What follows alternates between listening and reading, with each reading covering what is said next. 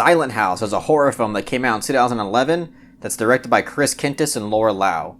So Silent House is a $50 patron request from my cousin Christian Munoz. Love that guy to death. He's been a strong supporter of my channel since the very beginning. What I love so much about my cousin's patron requests is that, kind of like my other $50 patron, Brandon Smith, he requests films that tend to be a little bit more mainstream, but also at the same time, either like I would honestly never have any interest in watching just on the surface, or are films that I just have never heard about.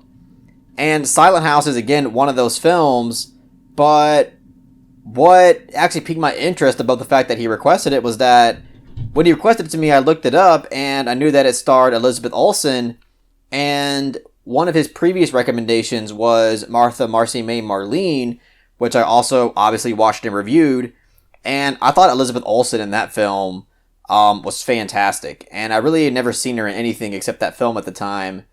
And the film overall I thought was a pretty good movie. I wasn't in love with it. I don't think it's great, but I think it is good. So going into Silent House, I was like, okay, even if this film doesn't end up being that good, at least I'll hopefully get a decent performance from Elizabeth Olsen. And before I dive into my feelings about this film, after I watched it, I learned that from one of my patrons named Michael Cepeda that this is actually a remake of a Spanish horror film called La Casa Muda, which I thought was kind of interesting because I actually considered Silent House, the American remake that I watched, to be actually a solid film. Like, I actually think that it's a good movie. And it caught me off guard because the first 5 minutes of this film, I was like, okay, there's a long take here that hasn't cut. That's pretty impressive. And then, like, after 25 minutes rolled along, I'm like, wow, this hasn't cut yet. Or at least I haven't seen, like, any kind of obvious cut. And there's just, like, one long take going. And then, again, like, after, like, 30 minutes, I'm like, okay, so this film was gonna basically be presented to us in one really long take. And, that really caught me off guard because I thought, like, if that was the film's approach, I would have heard about this film by now. And I haven't. Like, I did not know about this film's existence until my cousin recommended it to me. And it's crazy because, like, as much as I love Birdman, I mean, that's one of my favorite films of all time. Like, when that film came out, like, the media and everyone was acting like this was, like, a revolutionary thing, and it's simply not true. I mean, Silent House did it. I'm sure the original Spanish horror film did the same thing. And even, like, Alfred Hitchcock did something like this with this film called Rope. Technically, that entire film is made to seem like it's one long shot. And I'm always intrigued by films that do that. Obviously, 1917 was the most recent film to do that. That's also a film that I really admire. But I'm really impressed and intrigued by films that attempt to do this one-shot technique, at least have really long takes, because I feel like when done right, that can really create some effective filmmaking and really get you immersed into the film's atmosphere and overall approach.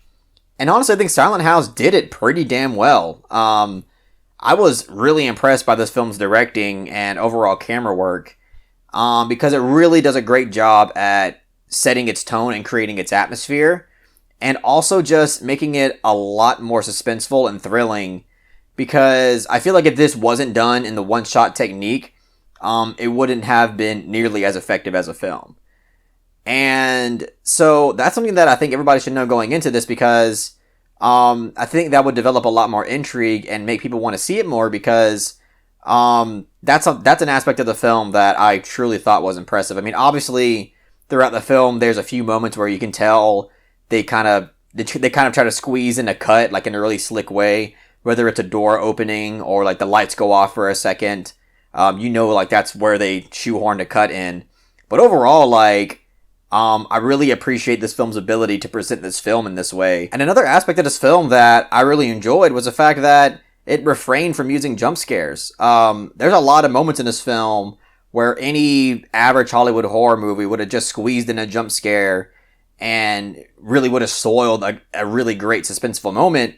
But this film doesn't do that. I can't think of a single time where there was this really cliche loud noise jump scare.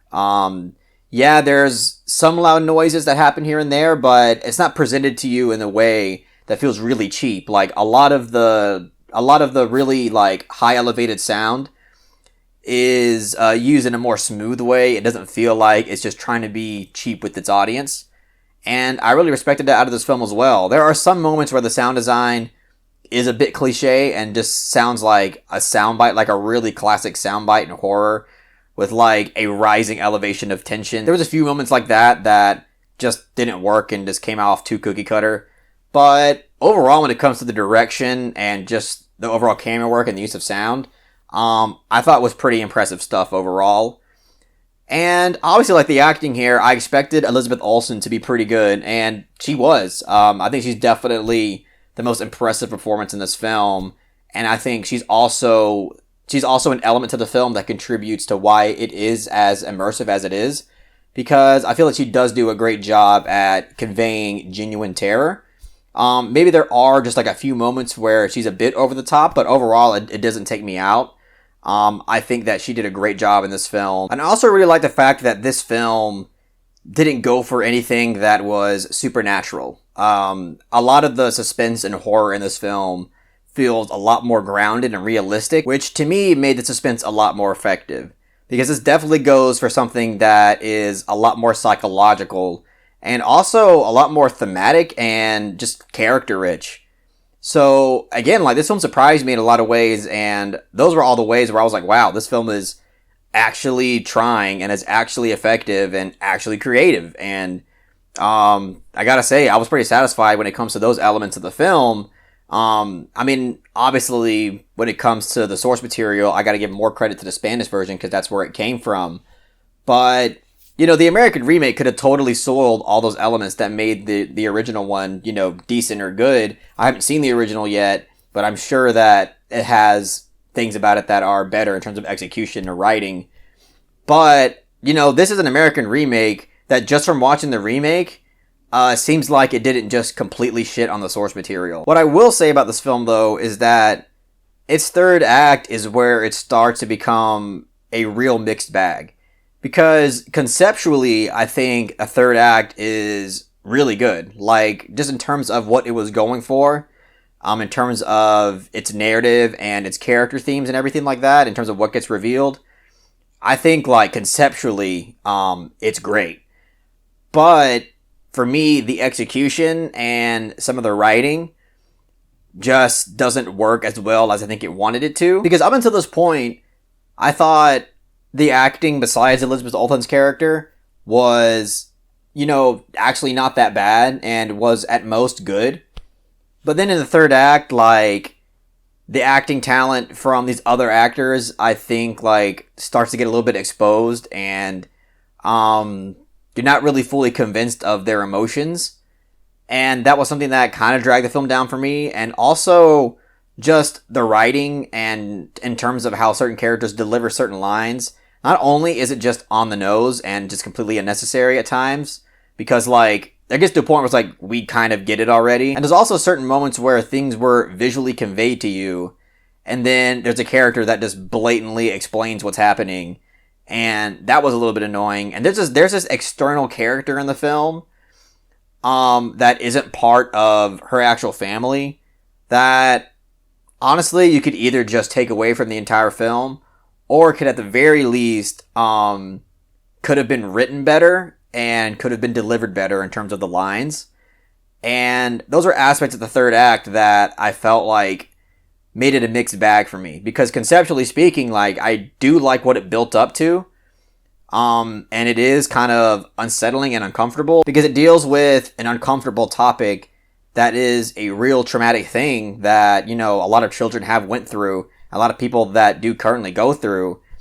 And I do like how this film used that concept to kind of give us this really contained psychological thriller horror type of film. And so I like that. It's just the writing, the execution, and some of the acting makes the third act a mixed bag. And that was a little bit unfortunate because up until then I was like, wow, this film is actually a lot better and is incredibly impressive. And the third act kind of drags the film down a little bit, but at the same time still does have elements of it that you do appreciate. So, I mean, yeah, with all that being said, this is a film that I definitely want to check out the original version to just because I actually did enjoy this, and I was a bit surprised by that fact. I went into this film, thinking I wasn't going to really enjoy it, and thinking that there was going to be a lot about this film that was going to fall flat.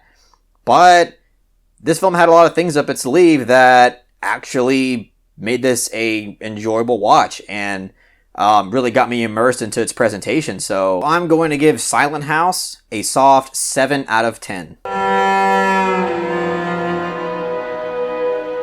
Yeah, honestly, I would recommend this film. I don't really know if I should recommend the original or the remake, but I've only seen the remake, so just for me watching the remake, I would say, yeah, check it out. But I had no idea that the original existed, so I don't know how they compare. So all I can really tell you is that I recommend the remake. I'm sure the original is just as good or even better. So honestly, check out either one. I'm sure they're both gonna not let you down. But yeah, either way, I mean, I'm not sure how many of y'all have actually heard of this film or have seen it or have any thoughts on it. Because as I said, up until my cousin requested this film, I had no idea that this film existed at all. So I'm really interested to hear your guys' thoughts on this, whether you've seen it and what your thoughts are on it, or just your expectations. But yeah, let me know what you guys think in the comment section. And that's all I got to say about Silent House. If you really enjoyed what I had to say about it, please give it a thumbs up and share it amongst your friends. And don't forget to subscribe to the channel to be updated on more film-related content.